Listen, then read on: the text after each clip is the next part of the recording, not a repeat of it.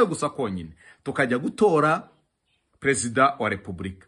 Buriya save the date yarangiye, irimo irarangira. Urya akimara gutanga ziriya mpapuro zimwemerera kuba nyirizina, yemeye ko no nyirizina. Urumva ngo twari tubifite mu magambo bivuga bihwihwisa ko azemera, akongera akajya avuga ngo ngiye gutanga impapuro, nkongera nkajya muri inzirizi nizo kugira ngo nongeye nyobora u Rwanda. Buriya twabyumvaga mu makuru, ariko aka kanya kanone, uyu munsi wa none ubwo yabishyizeho umukono akabati ndabisinyiye, yarabyemeye neza 100% yuko agiye noneho kwemera kongera kuyobora igihugu cy'u Rwanda. Rero nk'umukandida w'abanyarwanda, benshi bakuvuga ngo ni inshuti y'urubyiruko. Urubyiruko ni rwo rwinshi rugize iki gihugu. Urubyiruko rwose ndabasabye, wowe ufite irangamuntu, wujuje imyaka yo gutora, wewe wamaze kwemera ko ugomba kujya muri system, ndagusabye kugira ngo nurangi wowe urebe gusa ko uri muri systeme yitora, ubanze urebe ko umaje kugira wagize ute warinjiyemo. Rero umunsi ni wawundi, isani yayindi, tukinjira mu matora. Reka tubashimire cyane rero abantu mwese muzamutoye, ndabasabye ngenda mwamamaje umunsi wa none kize ku gipfunsi. Buri munyarwanda wese natore ku gipfunsi, kuko igipfunsi niho twaboneye amahoro, niho twabashe kubonera gukira, ni naho u Rwanda rwongeye kuba rwabasha kubona ubuzima, kubera ko u Rwanda rwari rwarabuze ubuzima. Na amateka twese tuzi nk'abanyarwanda, na amateka inshuti z'u Rwanda zizi, na amateka wa diaspora mwese muzi, na amateka nawe wahunze igihugu uzi, na amateka nawe wakoze genocide uzi, na amateka buri muntu wese yisangamo, yaba ari umwana muto kurinda ashaje. Aya mateka ntago azagera igirute yibagirana. Ariko hari umubyeyi umwe waje aravuga ngo none muri aya mateka reka nze mpindure mbashe kugira ute kurema ubundi buzima bw'abanyarwanda bushya. Reka tubashimire rero inshuti za Hinduka TV, kandi reka dushimire umuntu wese wakuri iki kiganiro. Reka ngushimire kandi mbikuye ku mutima wo ukomeje kudushyigikira. Amahoro y'Uwiteka abane natwe. Ciao ciao, turabakunda kandi mugume kugaragara ko muhari. Comments tuzikeneye. Amahoro y'Uwiteka abane namwe. Amen.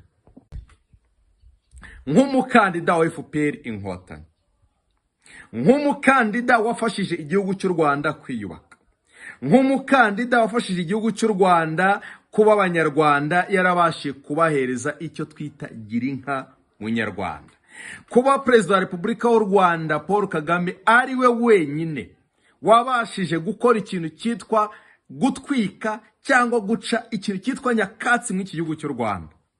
Nshuti yanyu, reba abana bacu akakanya kabarakamirwa, ababyeyi abagore bacu bafite ijambo, bahawe ijambo mu iki gihugu. Reba kuba umuntu atambukaga ntabashe gutumukirwa n'ibyatsi, hariya abantu benshi bararaga mu birago. Ibyo bintu byari umuco, byari byarabaye nk'aho ari ihame. Ariko Perezida wa Repubulika Paul Kagame araza aravuga ngo ya igihugu cy'u Rwanda nk'abanyarwanda bagomba kugira discipline n'umurongo bagenderaho. Discipline burya igendera ku isuku. Igihe cyose uryamye ahantu habi ntago ufite discipline. Rero Perezida wa Repubulika araza yubaka igihugu cy'u Rwanda mu buryo bw'umutekano mpuzamahanga. Ntago ari umutekano mu gihugu gusa, ahubwo yubatse umutekano mpuzamahanga. Amahanga yose aza kwigira ku Rwanda, akora urugendo shuri rwo kuza kwigira ku Rwanda. Ese twakora gute kugira ngo tubashe kubaka u Rwanda rusa nk'urunguru? Rero ni ibintu bikomeye cyane Perezida wa Repubulika yakoze Paul Kagame. Uyu munsi ayongeye gutera indi ntambwe yo kuvuga ngo nemeye kongera gufata abanyarwanda nkabashyira mu mugongo nkongera nkabaheka. Ese abanyarwanda tubabaze, namwe iyo murebye koko hari undi mukandida mwumva mwifuza uhari wo kongera kuza kuvuga ngo aba ari weza kuza kuyobora u Rwanda? Rero buriya akenshi baravuga ngo imfura, iyo umuntu yakweretse ko ari imfura nawe ugerageza kumubera imfura. Iyo umuntu akweretse ko agufitiye umutima mwiza wo gukunda, nawe ugerageza kumukunda. Perezida wa Repubulika yakunze u Rwanda ndetse arutangamo ibitambo byinshi bikomeye kugira ngo u Rwanda rube rwubatse uko murubona urunguru rusa aka kanyaka. Ni imbaraga nyinshi zakoze rero mu bana b'u Rwanda, ni imbaraga nyinshi zakoze mu buyobozi bw'u Rwanda, ni imbaraga nyinshi zakozwe kugira ngo tube dufite umutekano usesuye. Rero ejo bundi ntibitinze turaburamo ukwezi kumwe gusa ngo nimba byarageze kwa Gerard Mbabazi, bivuze ngo ibintu ni wane, ni show, ibintu biraryoshye. Muri iyi minsi ya none rero Romeo aho uri muranyumva aka kanya ngenda gushaka kuri channel ya Hinduka TV uzusobanurire neza nyirizina koko uri gutwika, uri mu rukundo, vava arahari, bimeze bite? Ariko twagiye tubona ibintu bitandukanye aho ubwaye utaka vava ukagaragaza ko ari umugore mwiza, kagaragaza ko umukunze. Anyway, hari ibintu abantu bakina nabyo, ibintu byitwa urukundo. Romeo winjiyemo ubijyemo neza, kandi vava arimo neza 100%, kuko niyavugwa n'uburyo yaje kugusura, nyine ikiganiro muragikora ndetse urangije ariko Romeo, hari ibintu bitari byiza gutu ushobora gufata umushuti wawe, sheri wawe, warangiza ukamusiga kuri gate, ubundi wari ujyanye, ubwo siyo bamukwiba. Rome ntabwo biryoshye, ibyo bintu bikosore. Ariko nzi neza ko ibyo bintu bigize ute bihari. Buriya byanze bikunze dutangiye dutegura agakoti dutaho ubukwe bwa vava. Abantu mwese mukunda dore imbogo, inshuti za Hinduka TV, murabizi ko mumukunda cyane. Ariko buriya mutangire mutekereze ko inkwererano iri hafi kandi muyishake. Buriya ubukwe bwaje ni kuri ya bujya buza. Rero reka nshuti zacu tunababwire ko uyu munsi wa none Perezida wa Repubulika Paul Kagame birashoboka wenda ko nanjye naba naramugiriye irari nyine nkamukunda, nkumva ko twanabyarana umwana ngo tutamubyaranye, ndetse aguma no kuvuga ko umutima we ari inkuru y'incamugongo ababaye, ngo ndetse amubonye we yanamukubita urushyi. Ibintu byose ni ibintu bigaragara ko nyirizina nawe yabonye ko hari amakosa yakoze, harimo gukomeretsa. Ariko ibi byose biraza kuba mu bintu byitwa ibiguzi. Hari ibiguzi birimo biratangwa muri minsi ya none bitari byiza, aho umuntu atinyuka akavuga ngo ndaguha amafaranga umubare runaka, ugenda unkorera ibi nibi, ugaragare kuri social media, wambike umuntu busa, umushyire hariya, ukore prank, nurangiza unagaragaze nyirizina n'ibimenyetso byayo. Bantu nshuti zanjye, abantu mudukurikira, abantu badukunda, ndagusabye ujye ubanza umenye neza amagambo ugiye kuvuga. Ibyo byose biraza mu nkuru zitandukanye, ariko ujye utekereza ngo hagati aho ngaho ni ibiki. Rero muri iyi minsi ya none hari umuhanzi umwe cyangwa se umuririmbyi umwe, akaba n'umuntu ukunda gukora showbiz cyane, ukunda gutukana. Abantu bamuzi gutukana cyane. Umuntu bita Vava agize gutya aradutse no muntu bita Dr. M, akaba ari manager we. Biraza kuvugwa ko nyirizina ese koko yabaye manager kugira mwiyegereze. Ni ibintu turimo turatekereza, ese koko Dr. M turashaka kugira ngo tubwize ukuri, nyirizina wabaye manager kugira wiyegereze Vava? Ese Vava abaye urwego uzamukiyeho? Ese nyirizina Vava niwe ugiye kuzamukira kuri wowe? Bimeze bite? Ibyo bintu nibi. Ese koko muri mu rukundo? Ibintu birimo biracanga abantu benshi ku mashusho media, baravuga ati nagatwiko. Ariko tuzi neza ko umuntu bita Gerard Mbabazi ntajya yakira umuntu utwika. Bivuze none we wabashiye gukanda hara hepfo, ni inkunga ikomeye cyane iyo hakanze, ndetse warangiza ugakongera ugakoraho tukabona notification, ukabasha gukurikirana ibiganiro byose uko bikurikirana, uko tubibashyirira. Rero ni amahirwe abakomeye kandi ni umugisha ubukomeye. Reka rero tuvuge ku bintu bitandukanye byagiye bigaragara muri iyi minsi ya none. Mu minsi mikeya ishize niho hadutse umuntu azavuga ko Pastor Claude ariwe wagize ute wamwishe.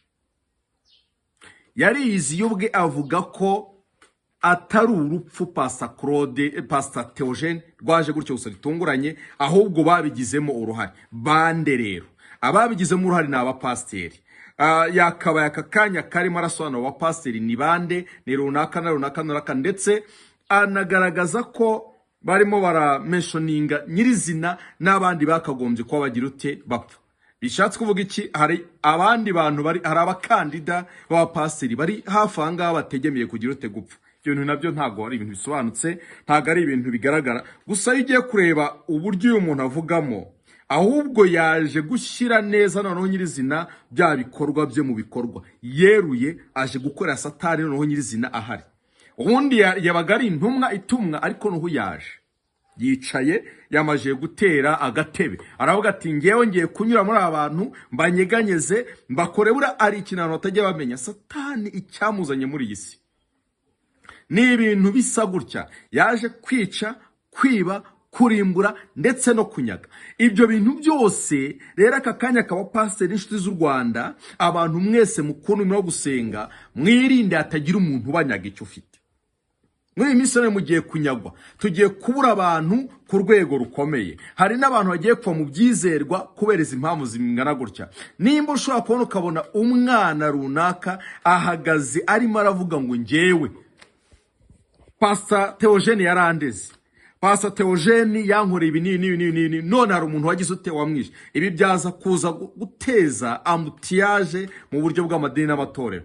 Reka tunashimira umugore wise kari umugore wa Theogene, ubwo yatangiye kugera avuga ati nababajwe no kubona hari umuntu ushobora gutinga kuza kuvuga ngo ngewe ubwanjye ngo nishe Pastor. Mu kwezi kwa gatanu nibwo hadutse umuhanuzi arazaza ku mashosho media avuga ko Imana yamutumye ko hagiye kuboneka inkuru y'incamugongo. Iyo nkuru y'incamugongo yagombaga kuboneka mu isata bibiri, hari igisata cya politike n'igisata cy'iyobokamana.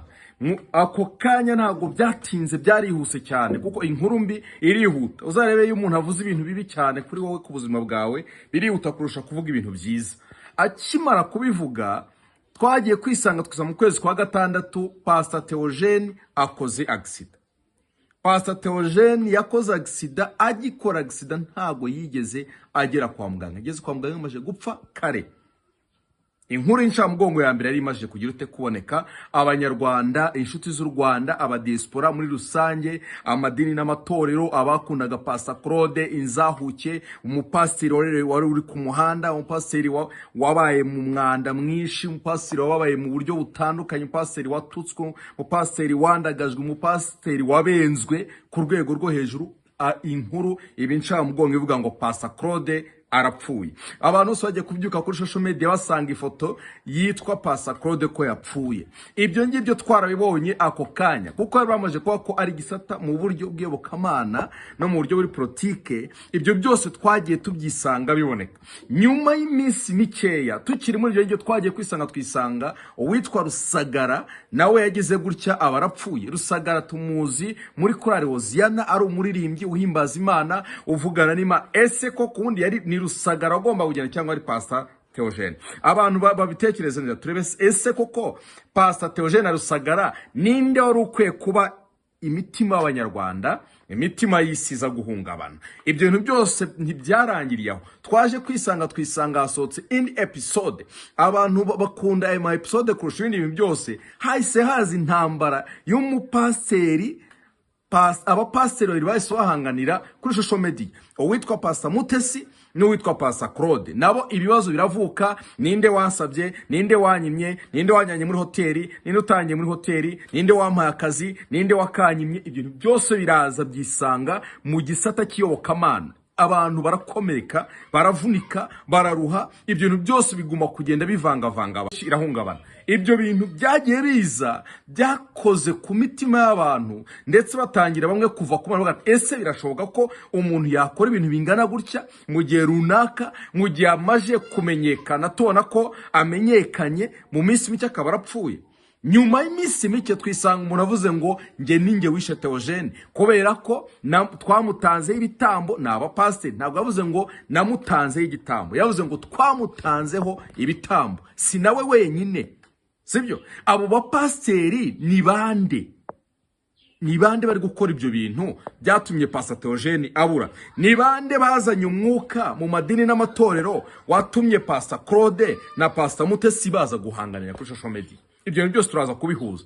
Reka rero tubabwire ko uyu munsi wa none nibwo Perezida wa Repubulika Paul Kagame akaba umukandida wa FPR Inkotanyi yabashije kugeza ibyangombwa bye bimuranga nka kandidatire ubwo yarayizanye kuri komisiyo y'igihugu ishinzwe amatora. Hari rero byinshi amaje kuyitanga, yabashe gusinyirwa ndetse umusinye nawe amusubiza ibyangombwa kugira ngo agire ute amusinyire. Rero Abanyarwanda muri rusange turiteguye ejo bundi turajya mu matora. tora. Ese buri wese yiteguye gutora ku gipfunsi? Rero ngewe nk'umunyarwanda muri rusange niteguye gutora ku gipfunsi. Igipfunsi FPR inkotanyi. Umunyarwanda wese inshuti y'u Rwanda wakabaye uba inyuma y'umusingi w'u Rwanda twubatse mu buryo bwiza kugira ngo abanyarwanda bose bisangemo ubuyobozi bwiza, ubuyobozi bubereye abaturage kandi bushyizweho n'abaturage. Rero niyo siroga y'u Rwanda tugira,